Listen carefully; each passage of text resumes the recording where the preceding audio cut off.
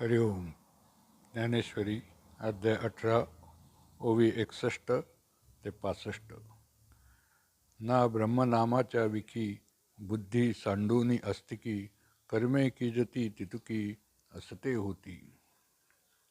तरी ब्रह्मनामाविषयी श्रद्धा सोडून देऊन जितकी कर्मे करावीत तितकी सर्व व्यर्थ होतात.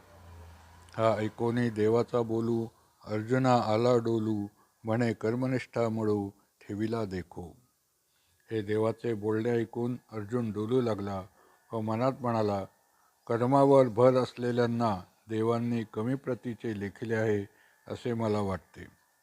तो अज्ञानांधू तव बापुडा ईश्वरूची न देखे एवढा तेच नाम पुढा का तुझे तया. अज्ञानाने आंधळा झालेला तो दीन कर्मठ वर्ग जर एवढ्या सर्वव्यापक ईश्वराला पाहू शकत नाही तर अशा स्थितीत त्या कर्मठ वर्गाला प्रथम त्याचे एक नाव व त्यावर अवलंबून असलेल्या पुढच्या श्रद्धाधिक गोष्टी कशा कळणार. आणि रजतमे दोन्ही गोलिया विण श्रद्धासानी ते का लागे अभिधानी ब्रह्माची. आणि मनुष्याच्या अंतःकरणातून रजोगुण व तमोगुण हे गेल्याशिवाय जी श्रद्धा असते ती अगदीच कमी प्रतीची असते.